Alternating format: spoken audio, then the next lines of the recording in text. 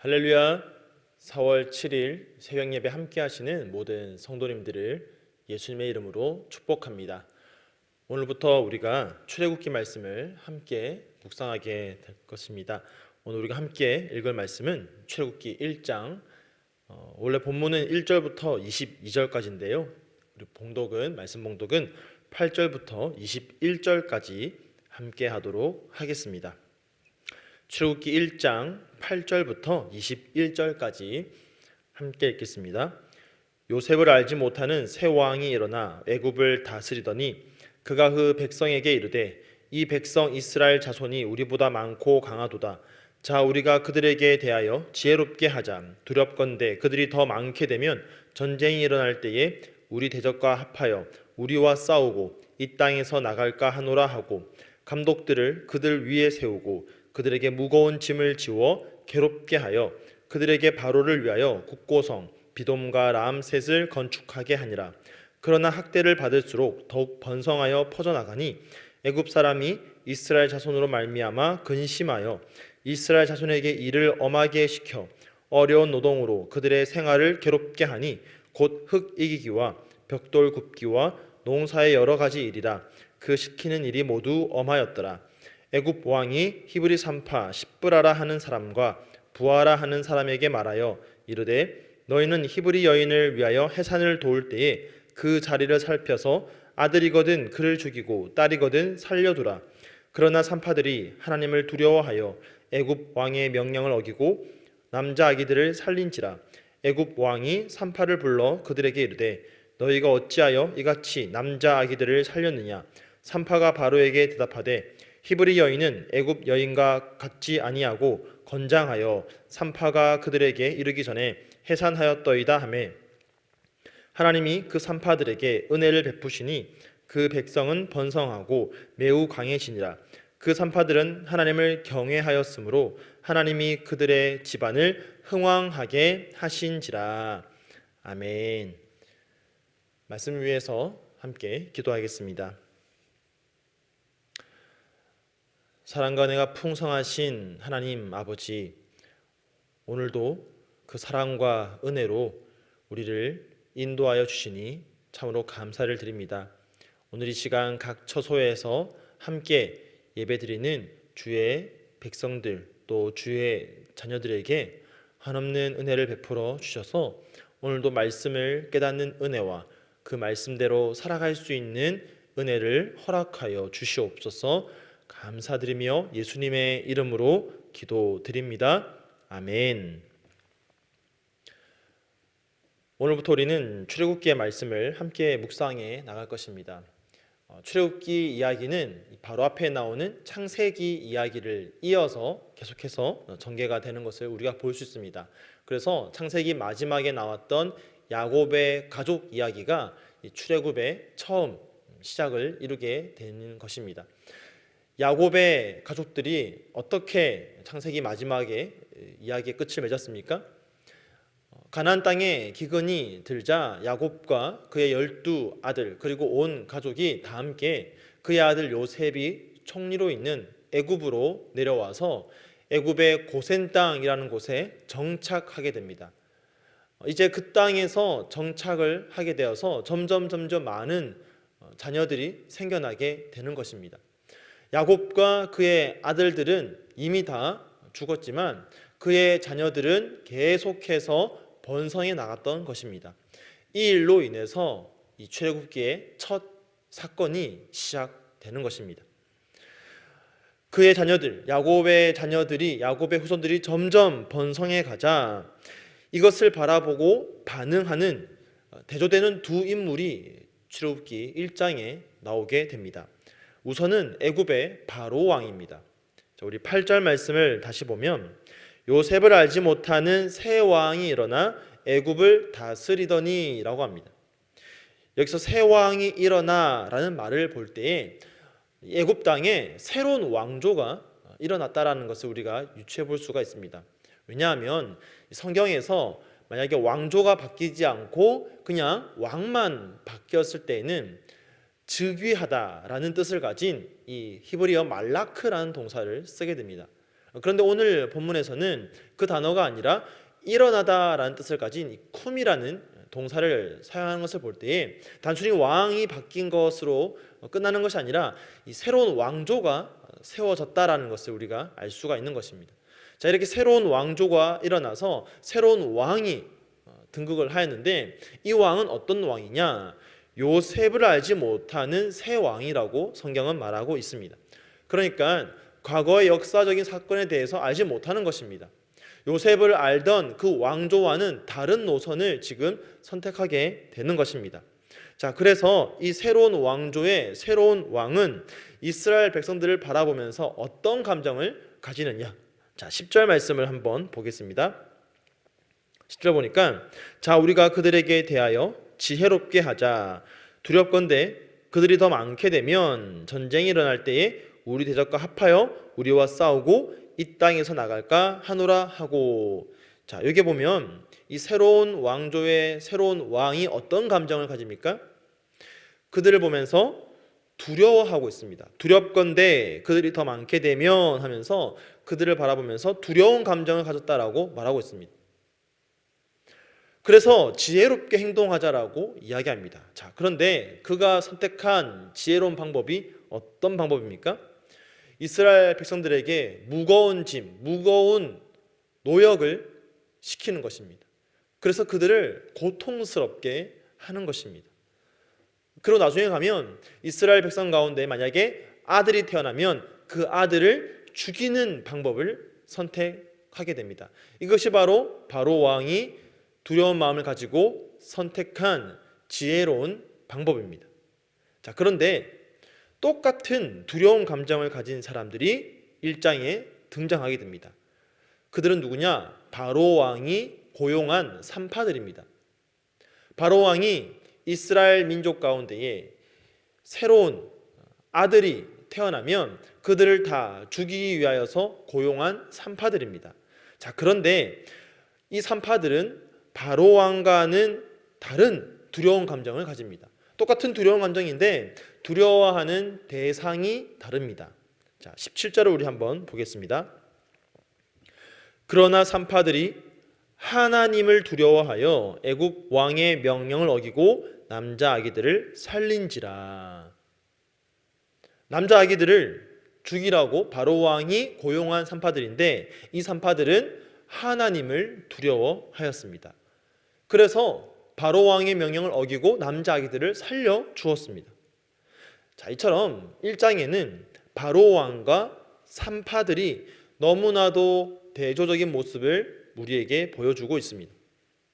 다시 한번 정리하면 바로 왕은 이스라엘 백성들을 두려워하였습니다. 즉 사람을 두려워하였습니다.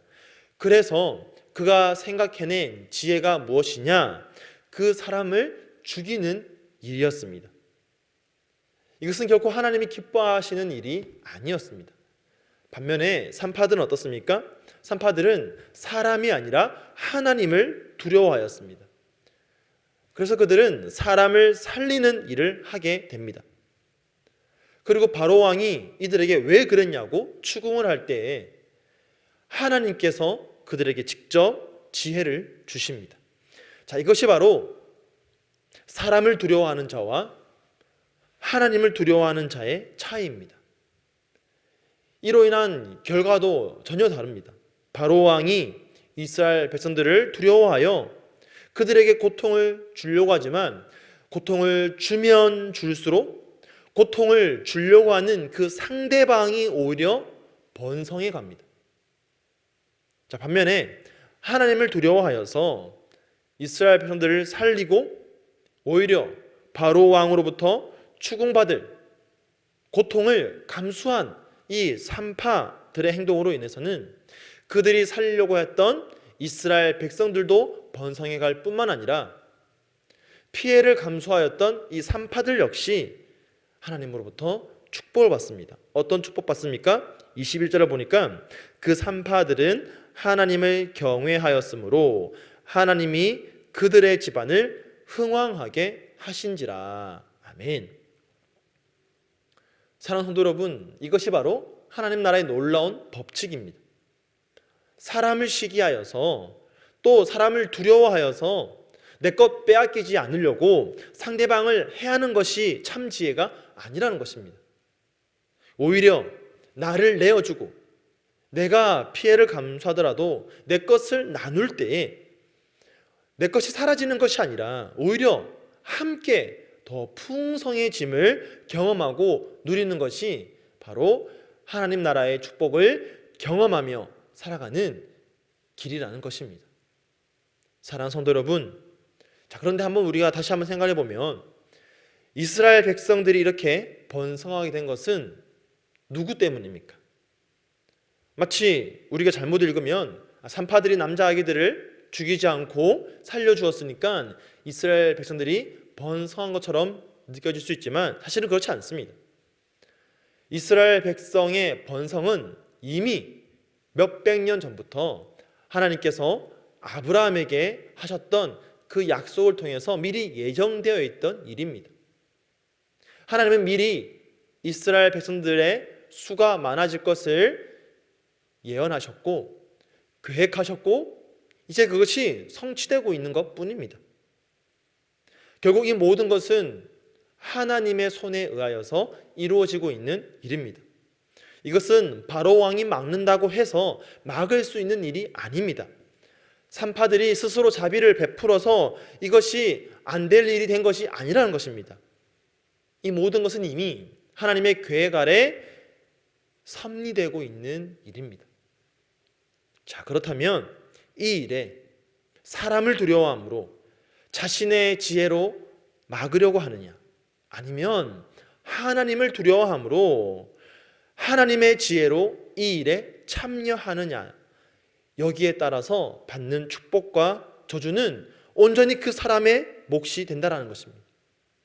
바로는 어떻습니까? 이미 예정되고 이루어질 일에 대해서 인간적인 어리석은 시기와 질투와 욕심으로 막아서려고 하였지만 아무런 일도 이루지 못하고 그저 허무한 시간만 보내었을 뿐입니다. 자신 안에 그 이스라엘 백성들을 바라보면서 시기하고 질투했던 그 마음들, 그 저주스러운 마음들은 고스란히 그 마음을 품고 있던 바로에게 돌아갈 뿐이었습니다. 반대로 두 산파는 어떻습니까? 하나님을 두려워함으로 자비와 긍휼로 이스라엘 백성들에게 선을 베품으로써 하나님이 기뻐하시는 일에 참여하고 하나님의 은혜로 축복을 받게 되었습니다. 사랑하는 성도 여러분, 여러분은 어느 쪽을 선택하시겠습니까? 여러분의 인생은 어느 길로 가기를 원하십니까? 우리의 힘과 노력으로 하나님의 계획을 막을 수는 없습니다. 우리의 어떠함과는 상관없이 하나님의 계획은 반드시 이루어지고 성취될 것입니다. 여러분 믿으십니까? 그렇다면 우리의 힘과 노력으로 무언가를 해서 그것을 막을 수 있는 것도 아니고 우리가 뭔가를 다 이룰 수 있는 것도 아닙니다. 우리는 그저 하나님이 계획하신 그 일에 선한 행실로 참여할 뿐입니다. 이것이 바로 우리가 복을 누리는 방법입니다. 내가 다른 사람을 미워한다고 해서 그 사람의 앞길을 막겠다고 한들 하나님께서 그 사람을 향해 가지고 계신 계획을 우리의 뜻대로 바꿀 수는 없습니다. 때로는 정말 저 사람이 나쁘게 느껴지고 정말 저 사람을 벌하고 싶을지라도 그것은 온전히 하나님의 뜻입니다. 하나님이 이루실 일입니다. 우리가 할 일은 우리가 할 수 있는 최선으로 사랑과 자비와 긍휼로 하나님이 기뻐하실 선택을 하는 것뿐입니다. 때로는 산파들과 같이 우리가 하는 선택이 바로 왕의 뜻을 거스르는, 즉 세상의 권위와 세상의 뜻을 정면으로 대체하는 일이 될 수도 있습니다. 그럴 때는 우리가 정말 우리가 감수해야 할 피해들을 미리 감당해야 할 수도 있습니다. 하지만 그렇게 우리가 하나님이 기뻐하시는 일에 참여하는 선택을 할 때에 우리의 입술 가운데에 하나님께서 하늘의 지혜로 채워 주실 것입니다. 우리의 앞길 역시 하나님께서 책임져 주실 것입니다. 오늘 우리 앞에 놓여 있는 여러 가지 일들 속에서 온전히 하나님이 기뻐하시는 선택을 하며 살아갈 수 있는 그런 저와 여러분 되기를 간절히 축복합니다. 이를 위해서는 항상 우리의 마음에 무엇이 있어야 됩니까? 하나님을 두려워하는 마음, 하나님을 경외하는 마음이 우리 가운데 있어야 할 줄로 믿습니다.